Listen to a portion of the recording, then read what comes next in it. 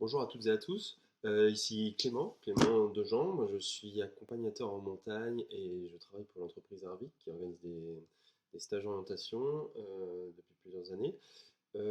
Arvik, c'est une entreprise qui organise des stages en orientation spécifiques pour le Proba AMM, mais mon collègue Maxime vous en parlera un peu plus tout à l'heure. L'objectif de ce soir, et je vous remercie d'être venus nombreux pour écouter cette conférence en ligne, c'était de vous parler un petit peu déjà du Proba, l'examen probatoire pour rentrer en formation du DEAMM, savoir un peu, on va voir un peu quelles sont les deux épreuves, comment elles fonctionnent, quelles sont leurs règles, etc. Et ensuite, on va vous parler de comment on peut se préparer à ces deux épreuves avec les stages en orientation que nous proposons chez Arvic. Tout au long de la conférence, vous pouvez poser vos questions dans le chat. Moi ou mon collègue Maxime ou peut-être mon collègue Romain, on est dans le chat et on pourra vous répondre à vos questions. On répondra à vos questions plutôt par écrit et via le chat plutôt que par la vidéo, hein. C'est plus compliqué pour nous de répondre en direct en vidéo que par écrit. Donc écrivez dans les commentaires si vous avez des questions, s'il y a des choses qui vous viennent. Nous, on vous répondra, hein, même une fois que la conférence sera terminée, on restera encore quelques minutes pour vous répondre et aller un petit peu plus loin dans ce qu'on peut vous apporter comme information. S'il y a des choses qui n'ont pas été claires aussi, n'hésitez pas à nous demander des précisions sur ces choses-là. Euh, alors, je ne sais pas si vous le savez, mais du coup, l'épreuve du DE-AMM, c'est une épreuve qui est très codifiée. Du coup, moi, je dis une épreuve, mais non, c'est un examen, puisqu'il est composé de deux épreuves particulièrement spécifiques. Cet examen, en fait, il est très codifié. Pourquoi je dis ça? Parce que il est précisément détaillé dans l'arrêté du 3 juin 2019 qui explique en fait à quoi doit ressembler la formation du DEAMM. Et du coup, bien sûr, avant la formation, il y a l'examen probatoire d'entrée. Alors, à savoir que ça, c'est assez important, que justement, c'est un examen et ce n'est pas un concours. Qu'est-ce que ça veut dire? Ça veut dire qu'il n'y a pas de place limite. Il n'y a pas de quota, il n'y a pas besoin d'être dans les 50 meilleurs, etc. Tous les candidats qui réussissent l'ensemble de ces deux épreuves, dont je vais vous parler tout à l'heure, tous les candidats, du coup, sont admis et doivent être admis à rentrer en formation. Qu'est-ce que ça veut dire? Ça veut dire que vous n'êtes pas contre les autres candidats. Ça change vraiment beaucoup, hein. Voilà, dans un concours, vous êtes contre les autres candidats, c'est-à-dire qu'il faut être le meilleur, ou en tout cas meilleur que certains autres, tandis que dans un examen, vous n'avez pas à vous soucier du résultat des autres, c'est vraiment ce que vous faites qui est important. Et du coup, c'est vos performances à vous, vos compétences à vous, qui sont évaluées au cours de cet examen. Alors, c'est pas pour autant que c'est un examen qui est facile, hein. J'ai dit que c'était pas un concours, ce qui change beaucoup la donne, mais c'est pas pour autant qu'il est facile. Il élimine, donc je parle de l'examen d'entrée du DEAMM, entre 95% et 70% des candidats qui s'y présentent. Donc, c'est-à-dire qu'au maximum des cas, on a 30% de réussite à une session d'examen. C'est quelque chose qui est faible, hein, on va pas se le cacher. Mais voilà, nous justement, on vient pour vous donner des techniques qui vont vous permettre de gagner des chances, on va dire, de réussir cet examen probatoire. Pour être reçu en formation, il faut réussir les deux épreuves qui composent cet examen. Voilà, ces deux épreuves, je vais vous en parler juste après. À savoir aussi que pour voilà, cet examen du DEAMM, cet examen probatoire, il se déroule 4 fois dans l'année. Il y a 2 sessions d'examen au printemps et 2 sessions à l'automne. Voilà, c'est comme ça que cela s'organise généralement. Les dates pour le printemps ont été annoncées, hein. Il y en a une dans le Jura et une en Corse. Et je ne sais plus si celles de l'automne ont déjà été annoncées, mais Maxime peut-être en reparlera tout à l'heure. Voilà, on peut passer, donc ça c'est important aussi, on peut passer, on peut passer cet examen 2 fois par an à chaque session. C'est-à-dire que vous pouvez vous inscrire pour la session du printemps, soit dans le Jura, soit en Corse, et une fois pour la session de l'automne, si vous ratez celle du printemps. Alors méfiez-vous parce que pour la session de Corse, il n'y a que 60 places et il y a une préférence certainement qui sera réservée aux candidats corses, à ceux qui viennent de, de ce territoire. Du coup, grosso modo, j'imagine que c'est un peu le cas de tout le monde ici. Il va falloir s'inscrire sur la session du Jura. Alors, il y a plus de places que d'habitude, donc rassurez-vous, vous avez une chance d'avoir une place, mais sachez que les places partent très vite dans ce type de... Les dernières sessions, en fait, on a constaté que les places partaient très rapidement et que au bout d'une semaine, grand maximum, l'ensemble des places étaient pourvues pour cet examen probatoire. Donc il faut bien, en amont de tout ce que je vais vous dire et de cette inscription, préparer votre dossier d'inscription avec les infos qui vous sont communiquées sur le site du CNSNMM et également faire la démarche, la procédure d'inscription dès le premier moment où ce sera possible. Donc, apparemment, du coup, les inscriptions étaient censées ouvrir le 1er janvier, ça a été repoussé au 3 janvier. Donc, vous avez jusqu'au 3 janvier pour remplir votre liste de randonnée et préparer les autres éléments dont vous avez besoin pour votre inscription. Alors, une fois qu'on a dit ça, on peut parler maintenant de la première épreuve.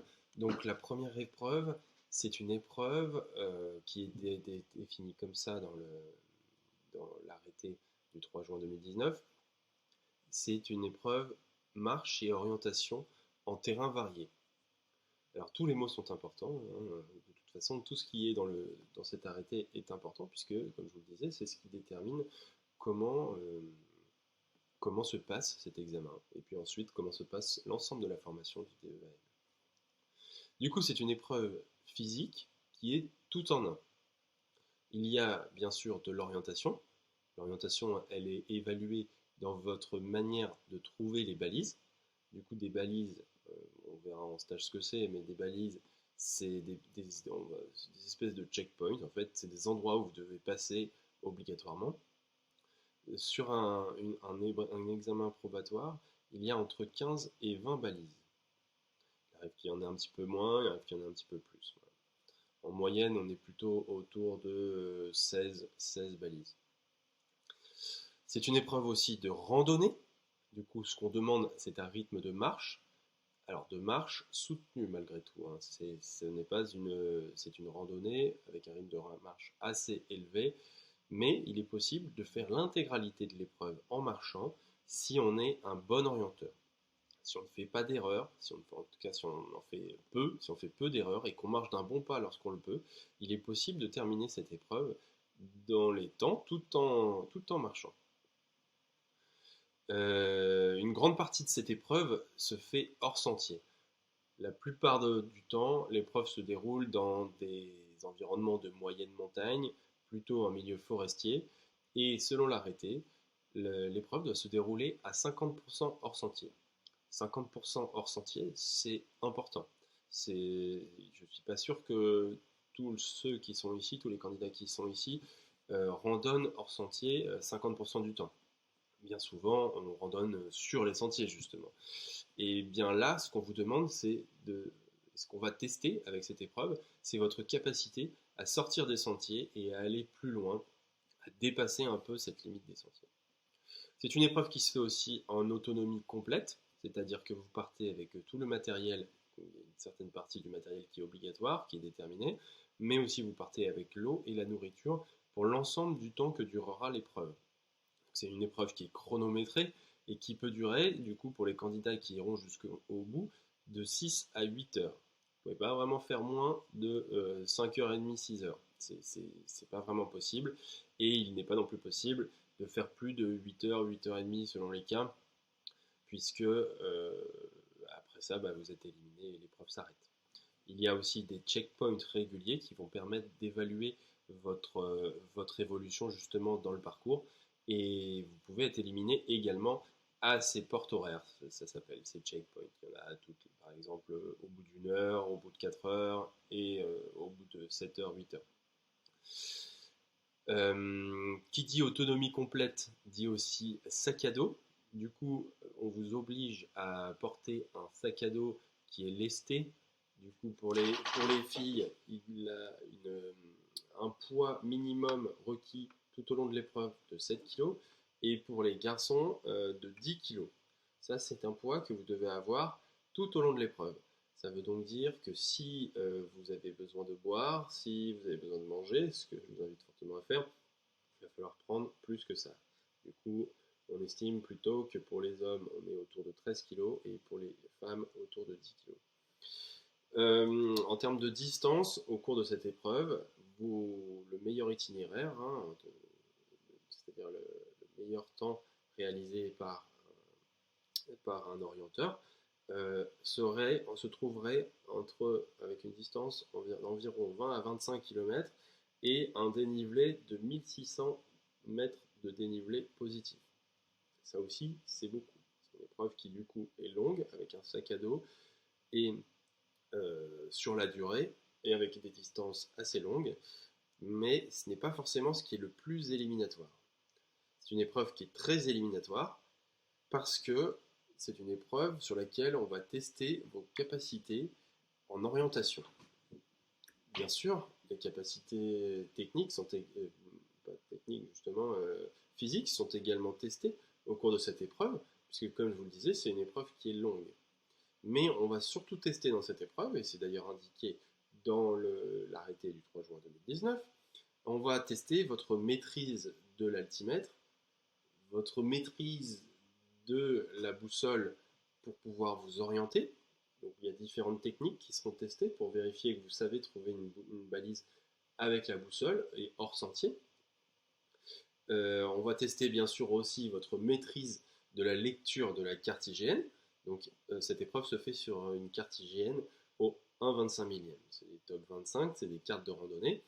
Et du coup, les éléments, donc les balises que vous allez devoir trouver, sont situés sur des éléments très précis, qui sont bien déterminés à la fois sur la carte et sur le terrain.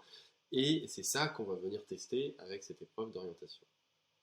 On va aussi, on va aussi tester votre capacité, votre maîtrise même, à utiliser la technique des sauts de ligne, c'est-à-dire à vous déplacer rapidement d'un endroit à l'autre à travers la carte sans utiliser des sentiers ou de lignes directrices. Et puis bien sûr, on va aussi tester votre capacité à rester concentré sur la durée, hein. Comme je vous l'ai dit, c'est une épreuve qui est longue, difficile et exigeante, et à marcher hors sentier.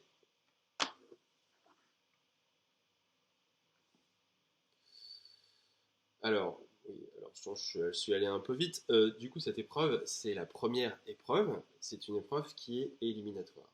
Il y a plusieurs manières d'être éliminé. Soit vous ne trouvez pas une des balises, une des 15 à 20 balises que vous avez sur votre carte, soit vous poinçonnez une mauvaise balise, c'est-à-dire que vous pensiez que cette balise que vous avez poinçonnée était la vôtre, mais ce n'était pas la vôtre, vous êtes éliminé. Soit vous pouvez être éliminé également en dépassement du temps, hein, c'est ce qui arrive souvent, dépassement du temps final, c'est-à-dire que vous avez mis plus de 7 ou 8 heures, c'est ce qui est déterminé selon l'épreuve, pour trouver toutes vos balises, ou vous êtes éliminé à un point de contrôle intermédiaire, c'est-à-dire à une des portes horaires, parce que vous êtes arrivé hors temps en fait à ces portes horaires-là. Donc, si vous voulez accéder ensuite à l'épreuve numéro 2, il faut d'abord réussir cette première épreuve.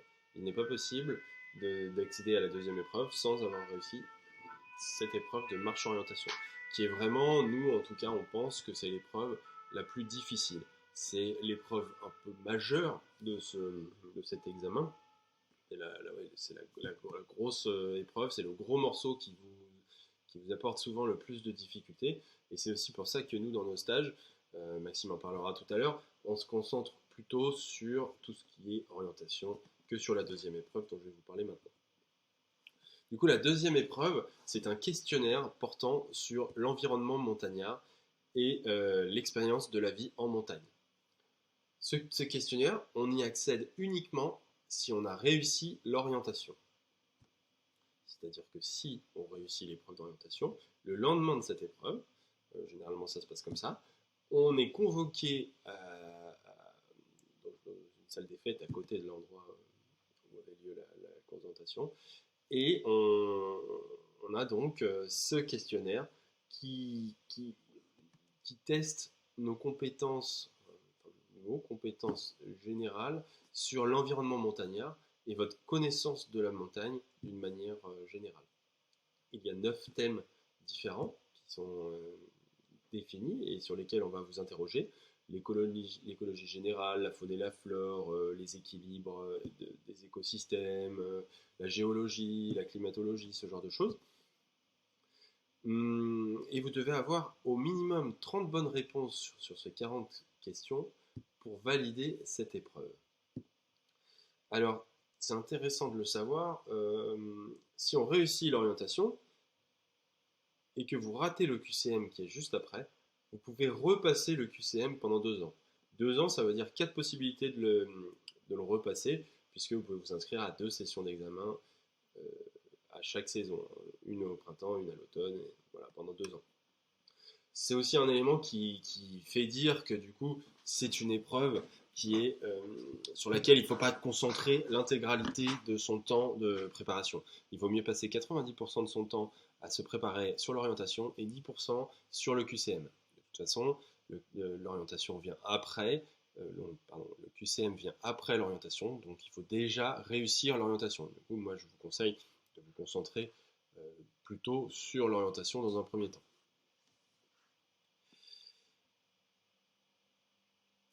Si vous réussissez ces 2 épreuves, eh bien, c'est réussi. Vous avez presque gagné, puisque c'est le moment où vous rentrez en formation pour obtenir le DE d'accompagnateur en montagne. Et nous, chez Harvic, c'est à cela que nous vous préparons depuis 2013.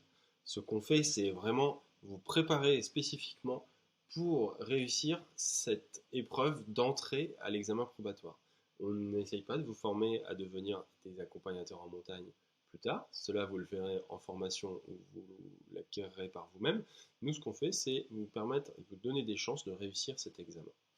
Voilà, du coup, c'était une présentation assez succincte de ce que représentent ces 2 épreuves, hein, cette épreuve d'orientation, de marche-orientation, et cette épreuve du questionnaire sur la vie montagnarde et l'environnement montagnard.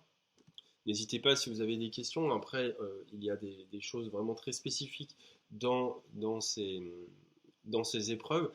C'est d'ailleurs ce que nous évoquons en stage, hein, on aura l'occasion de parler en stage, mais je vous invite également, si cela vous intéresse, à consulter l'arrêté du 3 juin 2019, il est disponible en ligne sur Légifrance, hein, c'est un document légal qui explique vraiment tout ce que je viens de vous dire et qui détaille, qui donne plus de détails. Alors c'est en langage administratif, mais c'est quand même une lecture qui peut être très enrichissante. Voilà, je vais vous laisser avec Maxime qui va prendre le relais pour vous parler de nos stages chez Harvic et de comment on vous prépare à réussir l'examen probatoire.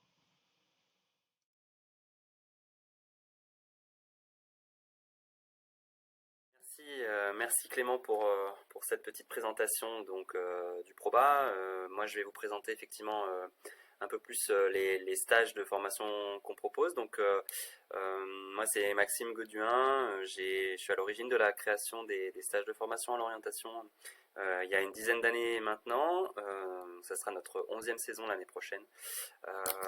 Donc qu'est-ce que c'est Harvic? Voilà, on organise des stages à pas mal d'endroits depuis une dizaine d'années, avec beaucoup de participants qui sont sur une préparation spécifique pour le probatoire d'accompagnateur en montagne. En fait, sur les participants, 95 voire même 98% des participants sont des personnes qui se préparent au proba accompagnateur en montagne. Donc on a occasionnellement aussi des personnes qui viennent se préparer sur du loisir ou pour simplement découvrir l'activité, en tout cas sur les débuts de stage.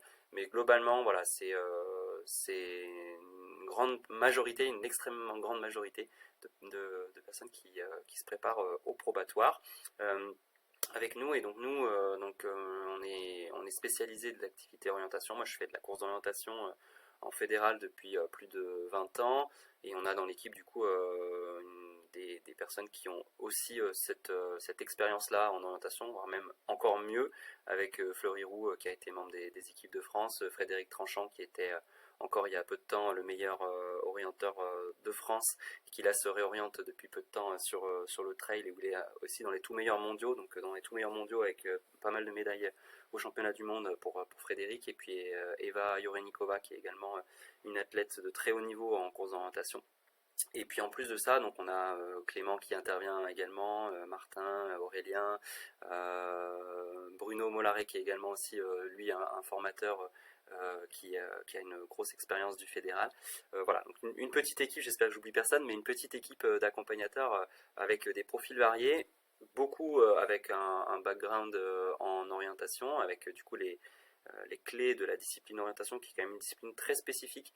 On va pas faire de vous des champions du monde de course d'orientation sur nos stages, c'est pas l'idée, c'est pas le but non plus de l'examen probatoire, mais voilà, c'est important quand même d'entrer dans les codes de cette activité qui est très particulière, et on en a vraiment condensé les codes sur une période courte, à savoir voilà, nous sur 4 jours de stage, on essaye de vous donner un maximum de clés, de vous faire avancer vers une réussite possible au proba, et avec du coup des étapes dans cette progression. Donc je vais vous présenter un petit peu après le programme de ces formations, mais l'idée c'est d'arriver au bout de 3 jours de préparation à faire un probatoire blanc, un examen probatoire blanc avec nous, de le réussir éventuellement, et puis du coup de pouvoir prétendre à la réussite après à l'épreuve d'orientation proba. Voilà. On a du mal à faire des stats parce que du coup ça fait 10 ans qu'on fait des stages, on a beaucoup de monde, donc on a du mal à savoir exactement combien de personnes qui passent par nos stages réussissent direct après l'examen probatoire, mais par contre ce qu'on sait c'est qu'à la sortie du probatoire, donc parmi ceux qui ont réussi le probatoire et qui peuvent entrer en formation, une personne sur deux est passée par nos stages de formation. Voilà, sur les dernières années, on perd un peu de vue ceux qui sont un peu plus anciens et qui continuent leur parcours. Voilà, donc un petit peu pour nous, et puis comme je le disais, on a des stages dans beaucoup d'endroits différents. Ça c'est le programme de nos stages pour l'année prochaine. On a une douzaine de lieux en fait entre les stages, et puis après je vous parlerai également des probas blancs qu'on organise en plus, mais sur les stages voilà, on a quand même pas mal de lieux différents, ce qui est très intéressant parce que un bon orienteur il doit être capable de s'orienter sur tous les types de terrains, ça je le répète très souvent en stage, et donc souvent vous venez vous former sur un terrain, et puis c'est bien de valider les acquis en allant sur un autre terrain pour justement être sûr que c'est pas dû au hasard ou à la bonne maîtrise d'un terrain. Le proba, vous savez globalement dans le massif dans lequel il est, donc Clément vous l'a dit, il y aura 2 sessions au printemps, une en Corse, une dans le Jura. Alors pour être plus exact, il y a 2 sessions dans le Jura en fait, 2 jours de suite. Donc du coup il y aura ce terrain du Jura et ce terrain de Corse, mais c'est pas parce que le proba est dans le Jura qu'il faut absolument venir se former à l'orientation dans le Jura. Bien sûr c'est bien de connaître un petit peu les spécificités du massif du Jura, notamment le micro-relief. Donc on a un certain nombre de stages dans le Jura, donc d'ailleurs un est déjà complet. C'est bien de venir voir le terrain, mais c'est possible aussi de se former par exemple dès le début d'année, vu que c'est une discipline qui demande quand même de l'expérience et de la maîtrise, c'est bien de se former à l'orientation dès le plus vite possible, et donc dès le début d'année 2023, et ensuite vous pouvez venir faire des exercices en complément sur le terrain du Jura par exemple, si vous préparez la session du Jura, et c'est exactement la même chose pour ceux qui vont préparer la deuxième session de l'année plus tard dans l'année, où vous pourrez du coup venir vous préparer sur un terrain et puis après aller valider vos acquis sur d'autres terrains. Donc le premier stage qu'on a, c'est le stage hivernal à Montgé-la-Frais, la petite vignette en haut à gauche. À Montgé-la-Frais, c'est un stage un petit peu particulier parce qu'on le fait que sur 2 jours et on le fait le week-end, mais globalement ça correspond aux acquis des 2 premières journées de stage par la suite sur les autres séjours qu'on propose. Il est un petit peu quand même à part parce que effectivement déjà c'est la seule formation qu'on fait le week-end, donc s'il y en a qui sont disponibles uniquement le week-end, en fait nous nos formations ont globalement lieu en semaine, du lundi au jeudi ou du lundi au vendredi, donc avec un proba blanc le jeudi, et exceptionnellement on fait des probas blancs aussi les week-ends, mais sinon globalement nos formations sont plutôt la semaine. Donc après on attaque nos formations à dire classiques à partir du 27 février sur le secteur de la montagne de Lure en PACA, puisque c'est l'endroit où on a des terrains qui sont déneigés, donc voilà, ça nous permet d'aller rapidement sur des terrains hors neige quand même, où la pratique de l'orientation ressemble un peu plus au Proba. Et puis ensuite, on va dès le mois de mars dans le Pilat. Donc là aussi, c'est un endroit qui est très sympa pour apprendre l'orientation avec des terrains qui sont déneigés relativement rapidement. Et puis sinon, on a pas mal de stages autour de chez nous. Nous, on est basé en Isère. Donc en Beldon, dans le Vercors, on a également un proba blanc qu'on va créer du côté de la Chartreuse. Et puis dans le Jura et en Savoie, donc dans le Jura, on va sur le plateau de Retors qui est du coup sur la partie qui est dans l'Ain. Mais l'année dernière, le proba qui était annoncé massif du Jura était dans l'Ain. Donc le massif du Jura va jusqu'à Chambéry. Donc voilà, on a à la fois ce stage sur le plateau de Retors et puis on aura également un proba blanc sur le secteur du Grand Colombier l'année prochaine. Un stage du coup dans les Bauges en Savoie et puis un stage qu'on organise également du côté de Pyrénées pour les Pyrénéens, plutôt lié du coup à la session de septembre. Donc Clément vous a dit il y a 2 sessions par an, la session printemps Corse et Jura, et la session automne, il y aura une session dans les Alpes et une session dans les Pyrénées. Donc on propose également un stage du côté de Font-Romeu, Ain, dans les Pyrénées catalanes. Voilà un petit peu pour nos lieux de stage.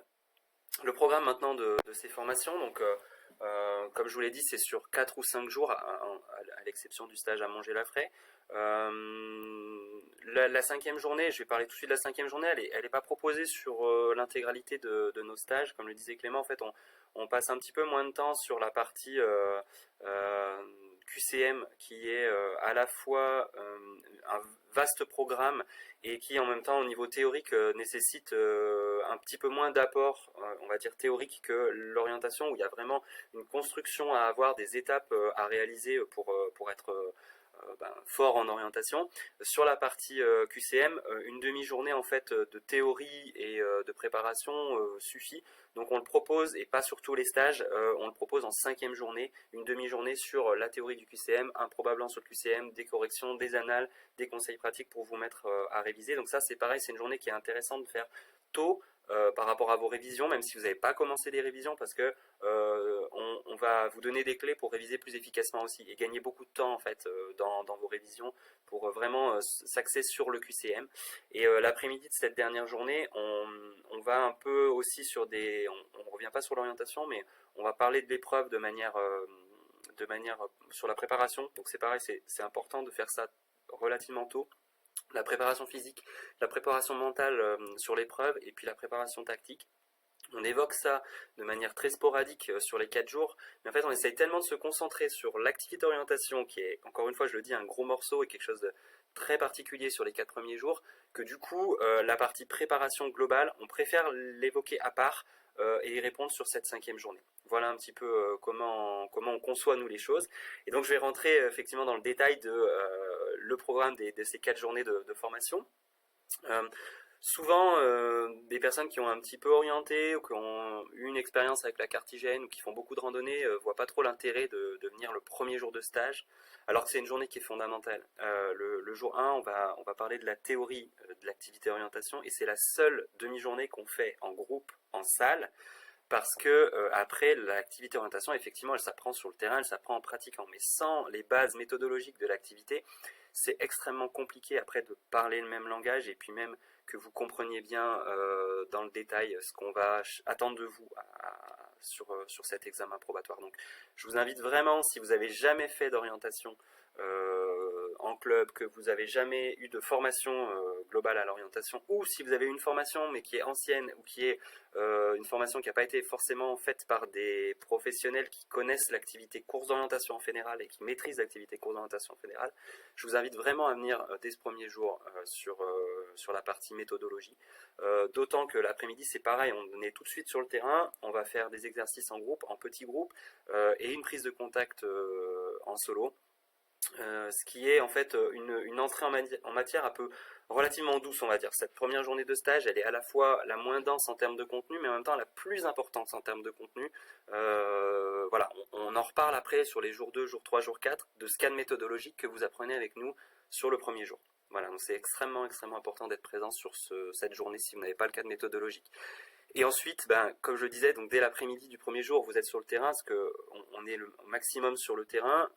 Le deuxième jour, vous êtes lâché, on va dire, tout seul sur le terrain le matin pour faire un exercice d'orientation. Alors, on parle type première porte horaire d'un examen probatoire. En fait, c'est une application de la méthodologie qu'on vous a donnée, mais seule, pour que vous passiez plusieurs heures sur le terrain à chercher des balises, voir un petit peu comment vous réagissez par rapport à notre cadre méthodologique, comment vous réagissez aussi face au fait d'être seul face à la carte.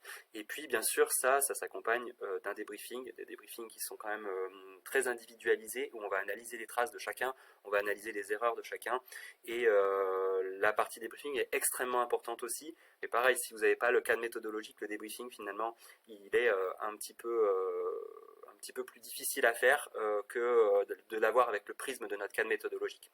Voilà pour le matin, le mardi matin, donc globalement on fait ça. Le mardi après-midi, on retourne en groupe avec les formateurs. Donc quand je dis les formateurs, c'est vrai que j'ai parlé un petit peu de l'équipe tout à l'heure. J'ai pas expliqué combien de formateurs il y avait sur les formations. On n'est jamais tout seul. On est toujours minimum par deux, des binômes de formateurs, pour diviser aussi en demi-groupes, pour avoir des groupes plus petits sur le terrain, et également pour que vous ayez plusieurs sons de cloche. Le fait d'avoir dans l'équipe des anciens athlètes, voire actuels athlètes de haut niveau, de très haut niveau, couplés à des personnes qui ont une approche plus pragmatique de l'activité orientation, ça permet d'avoir plusieurs discours et que vous compreniez bien là où on veut en venir. Encore une fois, il ne s'agit pas de faire de vous des champions du monde, mais on essaie de vous amener le plus loin possible pour que vous ayez un niveau supérieur à celui qui est requis au proba. Le jour du proba, il y a quand même le stress, il y a le monde, il se passe énormément de choses. Donc si vous arrivez à un niveau qui est supérieur à celui demandé, au moins vous arrivez avec pas mal de confiance, et c'est très important, la confiance, pour l'activité orientation. Donc cette équipe de formateurs, on est toujours minimum 2, et globalement on est souvent 3 formateurs en fait sur les stages. Pourquoi 3? Parce que nous on doit aussi gérer la pause, la dépose, et puis être aussi toujours à votre disposition pour que vous puissiez nous poser vos questions un peu à tout moment de la journée. Voilà, donc l'après-midi on retourne en groupe avec les formateurs. 2 formateurs sur le terrain, en demi-groupe, en petit comité, et on fait aussi un exercice qu'on n'a pas mis dans le programme, qui est en plus un exercice théorique sur la lecture du relief. La lecture du relief, c'est quelque chose qui est fondamental en orientation, donc on a pas mal de petits outils, d'ailleurs qu'on vous propose dès la première demi-journée de stage, je reparle à nouveau du lundi matin. Dès la première demi-journée de stage, on vous donne quelques petites clés pour comprendre cette lecture du relief, qui est vraiment la clé sur l'orientation cartésienne. Voilà. Du coup, le troisième jour, le mercredi matin, vous faites un exercice d'application de ce que vous avez appris avec le formateur ou la formatrice sur le terrain le mardi après-midi, donc sur le relief, apprentissage de la veille.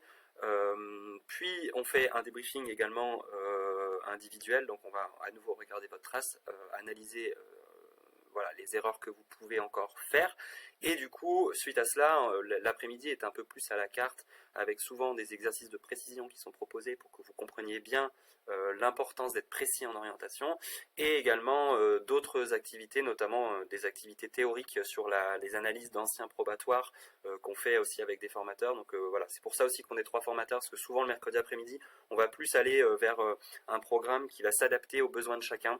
Là on insiste vraiment là-dessus, vous venez dans un groupe, en stage collectif, mais vous venez pour vous améliorer individuellement dans ce groupe, et donc on a quand même une approche du premier jour jusqu'au dernier jour qui est quand même très individualisée, très personnalisée.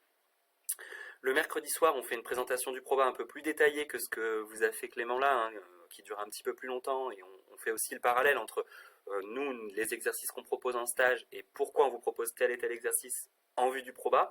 Donc voilà, c'est une présentation un peu théorique du proba, mais aussi une présentation sécuritaire du proba. Et puis le jeudi, donc le jour 4, et puis occasionnellement à d'autres moments dans l'année, et notamment des samedis, on vous propose des probas blancs, randonnée orientation, toute la journée du jeudi, avec des portes horaires. On ne vous élimine pas aux portes horaires, on vous laisse continuer dans la mesure du possible au maximum l'exercice, pour que vous puissiez voir un petit peu ce monstre. Là, Clément vous a parlé d'éliminer, et du taux d'élimination de ce proba, de cette randonnée orientation. On vous présente le monstre, maintenant à vous d'essayer de voir comment vous réagissez face à ce monstre, et c'est bien de le faire au moins une fois avant l'examen, pour se rendre compte de comment ça se passe aux portes horaires, comment ça se passe aussi d'être des fois très longtemps sans voir de balise, et puis avec en plus la dimension physique qui est très importante, hein, puisque Clément en a parlé, hein.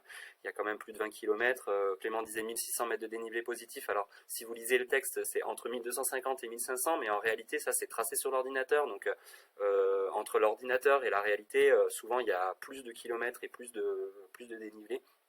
Donc il faut effectivement être prêt physiquement, et ça permet aussi de voir si vous arrivez à tenir le choc de cette épreuve au niveau de l'orientation, au niveau physique et au niveau mental. Voilà, c'est vraiment une des clés de ce proba-là. Et bah, du coup, au niveau mental, c'est sûr que dans un stage, nous, on fait en sorte que vous soyez confrontés aussi à de la difficulté, voilà, d'où aussi la diversité des programmes que l'on propose. Alors, même si je vous invite, ceux qui n'ont pas encore fait de formation avec nous, à venir dès le premier jour, on propose des formules autres que venir le premier jour. Notamment, c'est pour des personnes qui viennent faire un deuxième stage chez nous. Il y en a beaucoup qui reviennent pour à nouveau valider leurs compétences, soit venir juste sur un proba blanc, soit éventuellement venir la veille du proba blanc, le jour 3 et le jour 4, donc faire quelques exercices d'orientation sur un nouveau terrain, et puis ensuite sur le jour 4, le proba blanc pour valider un petit peu les acquis. Voilà comment ça se passe sur la semaine globalement. Je ne suis pas rentré encore dans les détails, mais sachez, voilà, encore une fois, que c'est quelque chose qui se fait en petit groupe. Le formateur est vraiment là à votre disposition. On a également la possibilité sur les stages de vous faire tester de nouveaux outils. Vous arrivez souvent, vous n'avez jamais utilisé la boussole ou très peu utilisé la boussole, vous avez beaucoup de difficultés avec cet outil-là, et même vous ne savez pas quelle boussole choisir. Donc nous, on fait tester aussi des boussoles, comme vous le voyez sur une des photos là, des boussoles pouces. On a également des boussoles plaques. On vous explique les différences, on vous explique quelles fonctionnalités sont utiles pour le probatoire. On est très pragmatique dans notre approche. Si on fait ces stages sur 3-4 jours, c'est parce qu'on a estimé que c'est pas possible de faire moins de temps. Vraiment, on essaye de condenser un maximum. Donc, c'est des stages qui sont quand même très denses, avec beaucoup de contenu, mais en même temps qui vous permettent de faire des choses que vous ne pouvez pas faire par vous-même. L'orientation, ça ne s'apprend pas dans les livres. Il y a effectivement des ouvrages qui vont peut-être vous permettre d'avoir une première approche de l'orientation, mais c'est quelque chose qui se pratique, qui s'apprend sur le terrain, et encore une fois aussi qui se débrief. Donc là, vous avez les photos de Frédéric et Bruno qui font un débriefing dans les Bauges. On passe beaucoup de temps à débriefer ce que vous faites, et avec, j'ai mis aussi une petite image des traces, avec votre trace, votre localisation sur la carte. Donc en fait, ça nous permet vraiment d'être sûr que entre ce que vous nous dites et ce que vous avez fait, on arrive toujours à comparer, et on sait ce que vous avez fait, on sait les erreurs que vous faites, on sait quels éléments de la méthodologie vous avez appliqués et vous n'avez pas appliqués. Voilà un petit peu comment ça se passe. Du coup, sur l'inscription à nos stages, comme je vous l'ai dit, donc du coup, donc ça se passe tout sur notre site internet. Il y a plusieurs formules. Donc quand vous arrivez, bon là par exemple sur le stage dans le Pilat, la première chose à faire, c'est de choisir votre date de stage. Donc là, en fonction de s'il y a ou pas la 5e journée, vous voyez, la case apparaît. Donc c'est vrai qu'on ne propose pas cette 5e journée sur l'intégralité de nos stages. Et ensuite, du coup, vous cochez les journées de stage qui vous intéressent. Et ce que j'ai pas évoqué sur l'organisation du stage, c'est que globalement, donc, on propose un gîte sur les stages. Pour ceux qui le souhaitent, c'est en débours. On est sur une organisation où le gîte, c'est le prix que nous coûte le gîte du Pilat, 29 € par nuit. Il n'y a pas de marge, on va dire, sur ce gîte-là. Donc si vous souhaitez dormir dans votre camion ou ailleurs, vous pouvez bien sûr ne pas dormir dans le gîte, c'est pas une obligation. Voilà, et puis donc si vous réservez tôt, vous pouvez bénéficier aussi d'un tarif, et donc là tout se passe directement sur le site internet. Vous pouvez commander directement cette formation en ligne. Voilà comment ça se passe avec ici la commande. Les codes promo, il n'y en a pas, c'est une option qu'on garde justement pour des fois des nuitées ou des choses un petit peu farfelues, parce que parfois, quand vous dormez en camion, on peut vous proposer également quand même d'accéder au gîte. Sur certains gîtes, c'est possible. Voilà. Donc, comment ça se passe pour l'inscription à nos stages. J'espère que c'est assez complet pour vous. Voilà, que vous avez un peu tous les éléments pour vous inscrire, et puis que vous avez bien compris voilà l'intérêt de venir faire une formation quand même relativement courte avec nous. voilà, on est dans tous les cas à votre disposition pour toutes les questions que vous pouvez avoir, que ce soit sur l'organisation, sur le choix des lieux, sur le choix de la date, etc. Même si voilà, je vous ai donné aussi pas mal de clés sur le fait qu'il faut venir se former, je pense, le plus tôt possible. Ceux qui se rapprochent des clubs de course d'orientation, c'est aussi une bonne idée, mais la course d'orientation, elle se pratique chez nous sur des cartes qui sont avec une légende différente, avec une échelle différente. Donc ça nécessite quand même de faire pas mal de séances avant de rentrer dans la carte, dans la légende et dans l'échelle de la carte. Donc c'est pas forcément parce que vous êtes aussi en club de course d'orientation qu'il ne faut pas venir faire de la course d'orientation sur cartigène ou de l'orientation sur cartigène comme on le propose nous en stage. Donc voilà, nous en stage on a une vision aussi globale de l'activité d'orientation, on vous montre un petit peu tout et évidemment bien sûr à la fin vous ressortez de manière individuelle avec des clés pour vous entraîner, avec des conseils pour continuer à progresser. Un stage de 4 jours, certains ça va leur donner encore une fois le niveau, voire même au-dessus du niveau requis pour le proba. D'autres il va falloir un petit peu plus de temps, un petit peu plus de pratique. Comme je le disais, c'est un sport d'expérience, donc on ne devient pas bon orienteur du jour au lendemain avec les conseils de formateurs. On devient un bon orienteur en acquérant pardon, des savoirs, des techniques, et puis en les mettant en pratique sur un terrain, sur un autre terrain, face à l'inconnu, face à une nouvelle épreuve, face au stress et face aussi au monde. Voilà, donc je parlais de petits groupes dans nos stages. Nous, on a du coup en début de semaine des vraiment petits groupes. Hein. On est 14 maximum avec 2 formateurs, donc ça fait des demi-groupes qui sont avec peu de monde avec chaque formateur. Vous pouvez vraiment échanger. Et puis il y a plus de monde par contre qui vient sur le proba blanc, puisque du coup on permet à nos anciens stagiaires et même à n'importe qui de venir sur des probas blancs pour se tester, ce qui fait que sur les probas blancs on accepte jusqu'à 50 personnes. C'est aussi vachement bien d'avoir des fois beaucoup de monde sur un proba blanc. Vous l'avez peut-être vu sur la petite image que j'ai mis, mais on a des nids de balises sur tous nos exercices et sur nos probas blancs. Donc il y a des balises qui ne sont pas à vous, des fois ça vous perturbe. Vous avez des gens qui vont aller un petit peu dans tous les sens, comme le jour du proba, et vivre ça avant un proba, un vrai proba, c'est quand même une très bonne chose à notre sens. Hein. On pense que vous n'êtes pas tout à fait les mêmes orienteurs quand il y a du monde et quand il n'y a personne. Souvent vous faites plus d'erreurs et les erreurs sont souvent liées à l'humain, donc liées à vous directement ou liées à d'autres personnes qui vont vous perturber, à d'autres situations qui vont vous perturber, voire éventuellement au jury qui va pouvoir intervenir également, hein, puisque le jury est présent et peut vous demander par exemple de peser votre sac, de sortir votre litre d'eau de réserve, et ça peut vous perturber aussi dans votre orientation. Voilà un petit peu comment ça se passe et ce qu'on voulait vous dire, en tout cas sur à la fois le proba et puis le déroulement de nos stages. Encore une fois, on est à votre dispo là encore pendant quelques minutes sur le chat en ligne. Donc voilà, n'hésitez pas à poser vos questions en commentaire. Et puis après cette petite conférence, on reste aussi disponible sans problème par email sur la boîte, donc contact@stage-orientation.fr. Même quand on est sur le terrain, on s'arrange pour qu'il y ait toujours quelqu'un qui réponde à vos questions le plus vite possible. Donc n'hésitez surtout pas à nous solliciter. Merci pour votre écoute.